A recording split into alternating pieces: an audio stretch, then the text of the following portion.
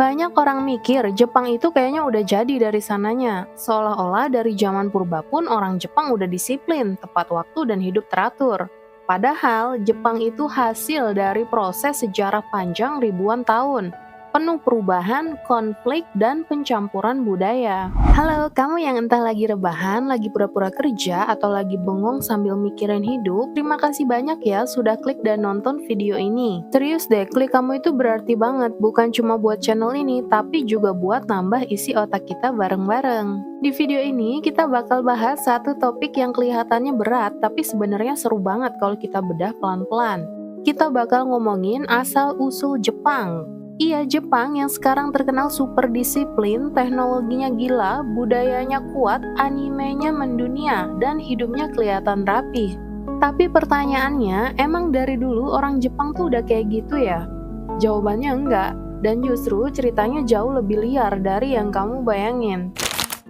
Banyak orang mikir Jepang itu kayaknya udah jadi dari sananya. Seolah-olah dari zaman purba pun orang Jepang udah disiplin, tepat waktu dan hidup teratur. Padahal Jepang itu hasil dari proses sejarah panjang ribuan tahun, penuh perubahan, konflik, dan pencampuran budaya. Masalahnya nih, di internet sejarah Jepang itu sering dipotong-potong. Ada yang cuma bahas samurai, ada yang loncat langsung ke era kaisar, ada juga yang langsung ngomongin Perang Dunia Kedua. Tapi jarang banget yang bahas, sebelum itu semua siapa sih orang Jepang pertama? Mereka hidup kayak gimana? Apakah orang Jepang sekarang itu keturunan satu bangsa aja atau hasil campuran? Nah, di sini nih kita mulai masuk ke akar masalahnya. Rumusan masalah kita kali ini simple tapi dalam. Yang pertama, siapa sih manusia pertama yang tinggal di Jepang? Yang kedua, kenapa Jepang bisa berubah dari masyarakat pemburu jadi masyarakat bertani? Yang ketiga, apa hubungan orang Jepang modern dengan penduduk Jepang purba? Kalau pertanyaan-pertanyaan ini kebuka, kita bakal jauh lebih ngerti kenapa Jepang hari ini bisa jadi seperti Jepang yang kita kenal sekarang. Sekarang bayangin ini, ribuan tahun lalu Jepang itu belum ada Tokyo, belum ada Shinkansen, belum ada sushi Instagramable.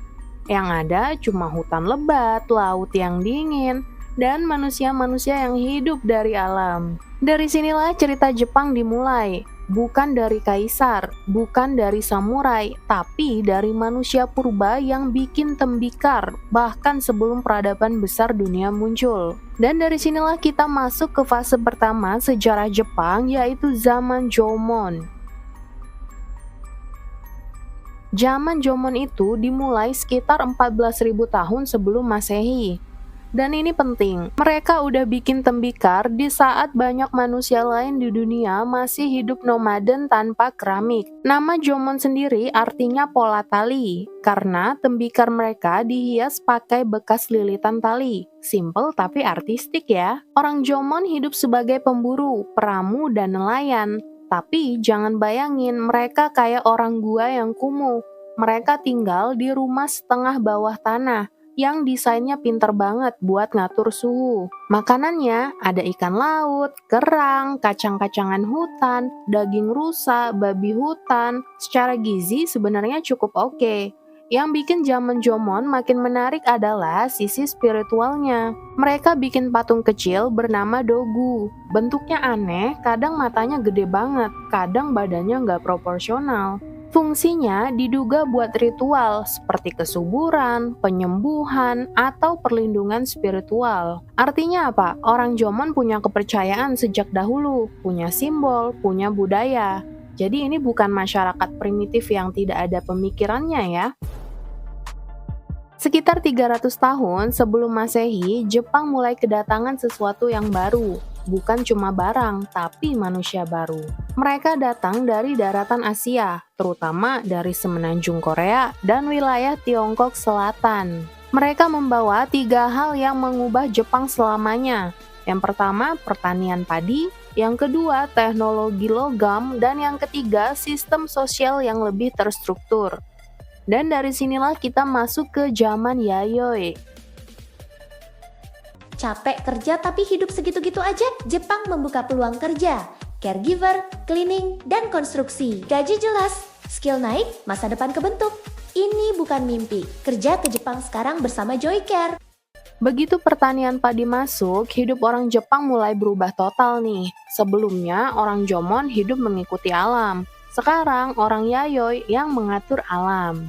Sawah butuh irigasi, kerja bareng, dan pembagian lahan. Artinya, mulai ada pemimpin, aturan, dan kepemilikan.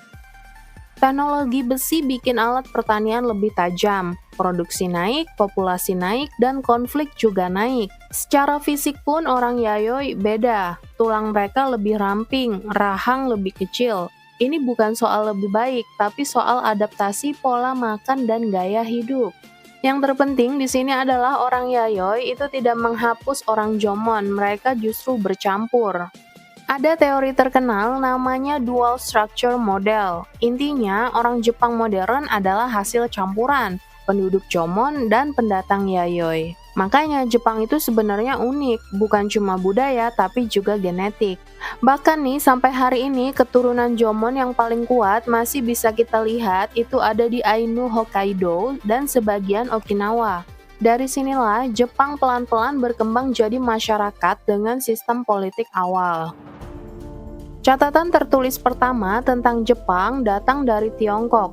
Jepang disebut Wa, isinya kerajaan kecil yang sering ribut. Salah satu tokoh terkenalnya adalah Ratu Himiko. Ratu Himiko adalah pemimpin perempuan, spiritual, dan punya pengaruh besar. Ini nunjukin satu hal penting. Jepang sejak awal bukan negara tunggal, tapi kumpulan komunitas yang akhirnya bersatu. Jadi, Jepang yang hari ini kita lihat rapi, disiplin, dan kelihatan sudah jadi, itu bukan hasil budaya instan, bukan juga hadiah dari satu zaman tertentu. Jepang lahir dari perjalanan panjang, dari manusia Jomon yang hidup selaras dengan alam, menciptakan tembikar dan simbol spiritual saat dunia lain belum sampai ke sana. Lalu datang orang-orang Yayoi membawa padi, logam, dan cara hidup yang lebih terstruktur. Bukan untuk menghapus, tapi untuk bercampur, menyatukan pemburu dan petani, kebebasan dan aturan, alam dan sistem. Dari kampung-kampung kecil yang terpisah, pelan-pelan muncul kerjasama, konflik kepemimpinan, sampai akhirnya terbentuk cikal bakal bangsa yang kita kenal sebagai Jepang. Jadi kalau hari ini Jepang terasa seperti tertib, efisien, dan kuat secara budaya, itu karena mereka ditempa ribuan tahun oleh perubahan, adaptasi, dan kompromi. Kalau kamu suka konten sejarah yang dibawain santai tapi tetap berbobot, jangan lupa subscribe, like, dan share. Karena sejarah itu bukan cuma cerita masa lalu, tapi cermin kenapa manusia dan sebuah bangsa bisa menjadi seperti sekarang. Capek kerja tapi hidup segitu-gitu aja? Jepang membuka peluang kerja, caregiver, cleaning, dan konstruksi. Gaji jelas, skill naik, masa depan kebentuk. Ini bukan mimpi, kerja ke Jepang sekarang bersama Joycare.